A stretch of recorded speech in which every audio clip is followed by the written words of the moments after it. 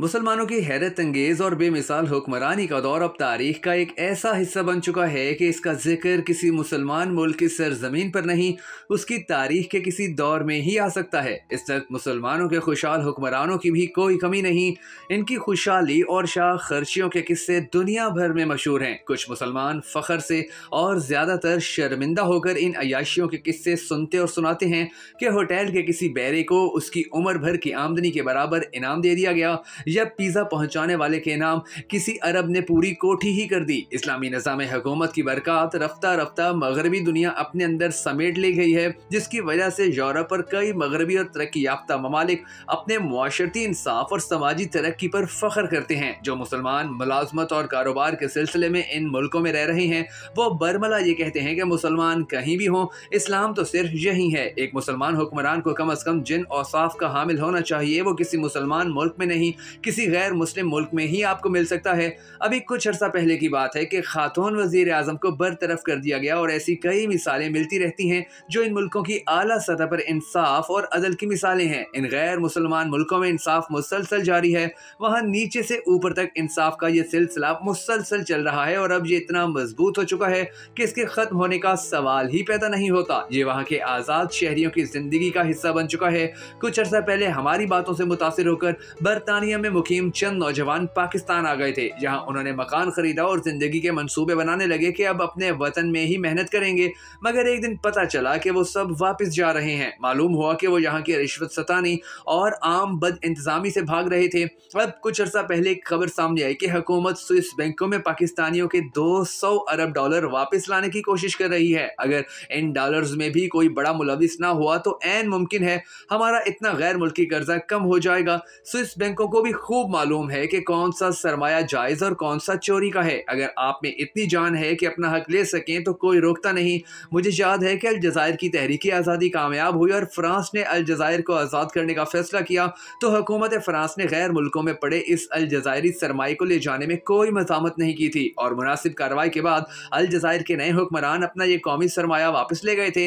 गैर मुल्की बैंकों में पड़े इस पाकिस्तानी सरमाए को हम वापस ले सकते हैं जो 200 अरब डॉलर के करीब है। अपनी ज़रूरत को देखकर हम इस बहस में नहीं पड़ते कि ये पाकिस्तानी सरमाया किसने लूटा और बाहर के बैंकों में क्यों रखा। हम तो सिर्फ ये पाकिस्तानी डॉलर वापस लाना चाहते हैं, क्योंकि इस वक्त तो दुनिया भर में हम कशकोल लिए फिरते हैं। अब इसमें कुछ डालता भी है तो ना जाने कितनी शर्तें मनवाकर, और हमारी मजबूरी है कि आंखें झुकाकर ये सब शर्तें हमारी तरफ से मान ली जाती हैं। इन दिनों हमारी एक मारूफ शख्सियत इस काम पर खसूसी तौर पर निकली है, और जब कहीं से कर्ज की कोई रकम मंजूर होती है तो इस खुशी में खबर छापी जाती है। गौर फरमाइए, अगर किसी ने टैक्स बचाने के लिए अपने बेटे को चंद करोड़ डॉलर कर्ज दे दिया है तो वो किस मुंह से किससे कर्ज मांग सकता है। लेकिन ये सब चलता है, और ये जो 200,000 डॉलर के मालिक हैं वो सब जिंदा सलामत हमारे खर्च पर जिंदगी बसर कर रहे हैं। सीने पर मूंग दलना शायद इसी को कहते हैं। मगर फिलहाल तो जितने डॉलर में मिल जाएं, और अगर वो कर्ज ना हो तो सुभान अल्लाह। सच्ची बात तो ये है कि हम अगर अपना हिसाब ही दुरुस्त कर दें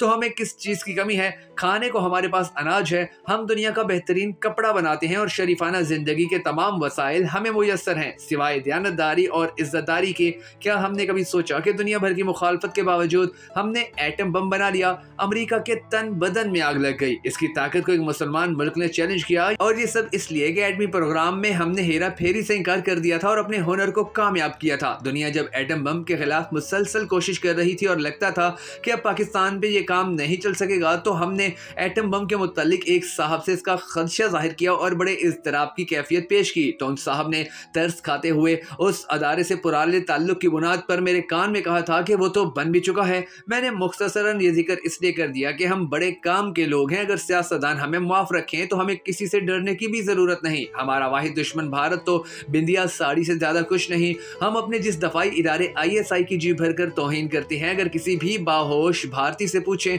तो वो डरता भी सिर्फ ISI से ही है। मेरे कान गवाह हैं कि जब भारत ज्यादा चां कर रहा था तो भारत के किसी बड़े को हमने सिर्फ इतना बता दिया कि आप जहां खड़े हैं ये जगह भी हमारी जद में है। और ये वो जमाना था जब भारत पूरे का पूरा हमारी सिर्फ एक ज़रब की मार था। बड़ा रकबा, बड़ी आबादी, बड़े ताल्लुकात, ये सब तस्लीम। लेकिन हमारे बड़े जब भारत के मुकाबले में ये छोटा सा मुल्क बना रहे थे तो इन्हें सब कुछ मालूम था, और सबसे बड़ी बात यह कि इन्हें अपनी कौम पर एतमाद भी था। हमने भारत से कोई जंग नहीं हारी, और सकूत ढाका हमारी गद्दारी का नतीजा था।